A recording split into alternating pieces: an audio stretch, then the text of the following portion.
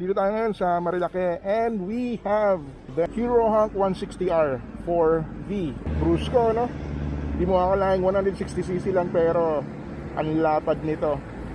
Engine is 160cc, 4 valves and oil cooled. As you can see, meron siyang oil cooler dito. Ang laki ng tangke niya.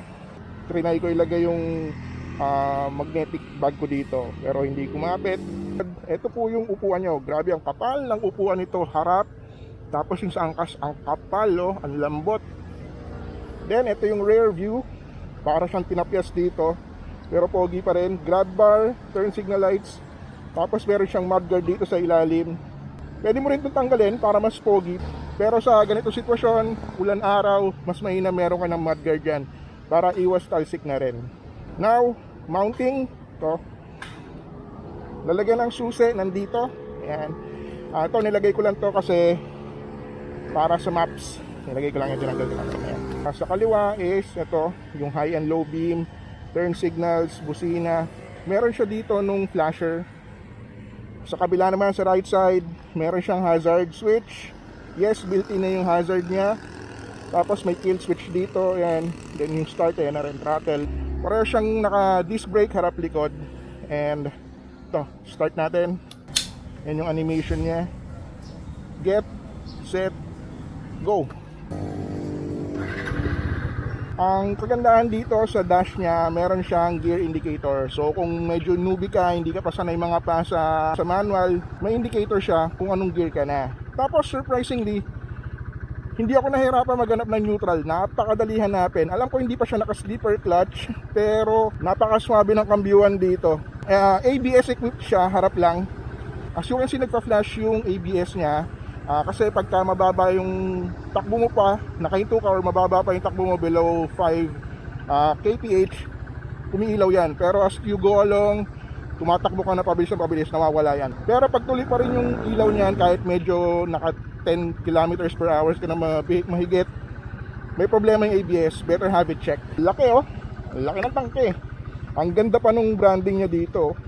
Hunk na hunk ang dating. Ay, let's go.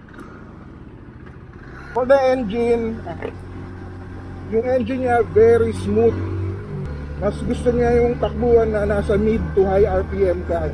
Hindi siya ganun katatang yung takbuhan pagka sa arangkada. Pero pagka tinaasan mo yung RPM around 6,000, doon ramdam na ramdam yung power. Lalo na pagka rektahan na, ang lakas. Kung sanay ka naman sa 6 speed, doon ka lang mabibitin. Kasi pag sanay ka na ng, kunwari, sanay ka ng dire-diretsong harurot na, ano, kagaya sa Marcos Highway kanina. Dire-diretso na yung takbo, sarap na nung andar. Tapos, pinalawit ko pa siya. Nakala ko, may 6th gear pa, parang doon medyo nabitin ako doon. Pero, sanayan lang din naman eh. Hanggang 5th gear is okay naman. Kadalasan naman kasi pagka medyo small displacement bike. Para sa akin yung 6th gear naman kasi hindi rin gamit na gamit. Tsaka halos wala nang bigay. Lalo na pagka city-city lang. Bihirang-bihira mo magagamit or masasagad yung 6th gear.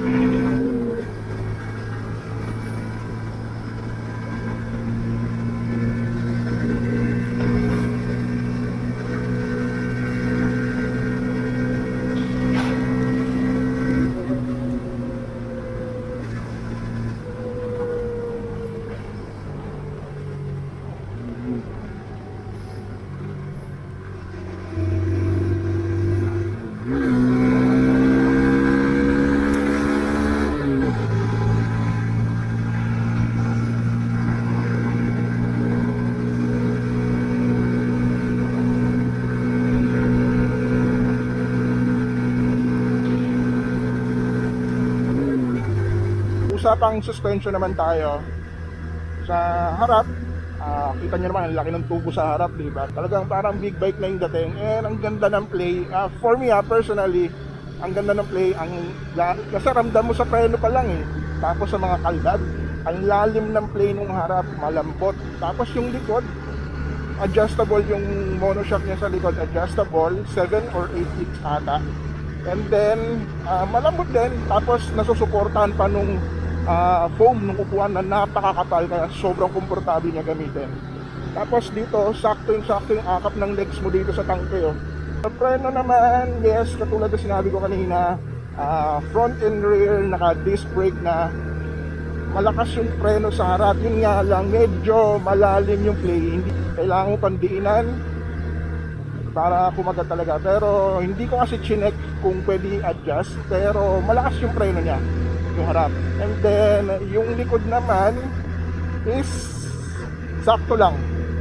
Hindi siya ganun kalakas. Hindi ka mag-skid pagka bigla mong preneno kasi hindi siya ganun kalakas sa likod. Pero may preno.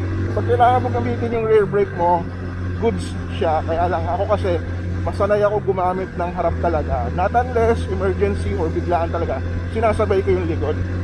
Pero usable siya. Para sa ilaw, all LED siya. Yun naman ang kagandahan nun. LED siya lahat. Malinaw yung ilaw niya. Tapos meron din siyang passing light dito. And yung hazard niya is built-in na. Ito, may hazard switch na dito. I mean hazard button, meron na dyan. Ipindutin mo lang, and then mag-hazard na siya. Hindi katulad sa iba na kailangan mo pang ipa-install. Kailangan mo pang additional gastos para magpa-install ng hazard lights.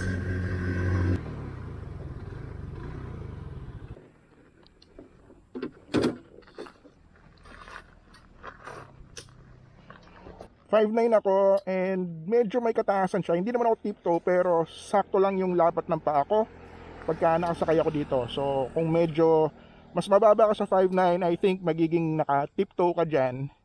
And kita nyo naman, for a 160cc, napakalapad ng itsura nito. Hindi mo siya mapagkamalang 160cc lang. So, siguro, kung tatanggalin mo to, itong 160 na nakalagay na yan, mapapagkamalan talaga siyang 400 pataas eh. Or siguro mga 350 to 400. Tapos tingnan mo, built-in na rin yung parang araro niya dito. Ito. Meron nang nakalagay na belly pan. Since Hero is an Indian brand, matik yan, merong ganitong kasama. May parang bar dito for protection. Ayan siya, di ba? Yung riding position niya is very relaxed. Upright position. Sakto-sakto yung paglapag ng kamay mo dito. Hindi nakakangala. Yun nga lang, the problem with manual motorcycles kasi kung hindi ka sanay maggamit ng clutch, masakit sa kamay. Kasi kailangan mong pumigaan ng clutch every time na mag-shift ka. Pero kung power pag-uusapan, comparing sa mga automatics, iba ang bigay ng mga manual na motorcycle. Pwede mong sagarin yung RPM bago ka mag-shift. And lalabas talaga yung power dyan. Hero Motors is a motorcycle manufacturing company known globally and nandito na sila sa Pilipinas for more than a year and is expanding rapidly. And isa ang Hero Hank 164V sa offerings nila. Pwede mo siyang gamitin pang daily commute and syempre pang weekend long rides. Power is definitely present and ang pinakamagandang offering nila is yung super tipid sa gasolina. I was able to manage around 45 kilometers per liter using this motorcycle. And with a price tag of 99,900 pesos, meron ka ng Indian brand na motorcycle na talaga namang reliable ang quality. And that sums up my review of the Hero Motocorp Hero Hank 164V. Again, this is Nathan Santiago of Tan Moto. Stay dry and ride safe. Kita-kits sa daan.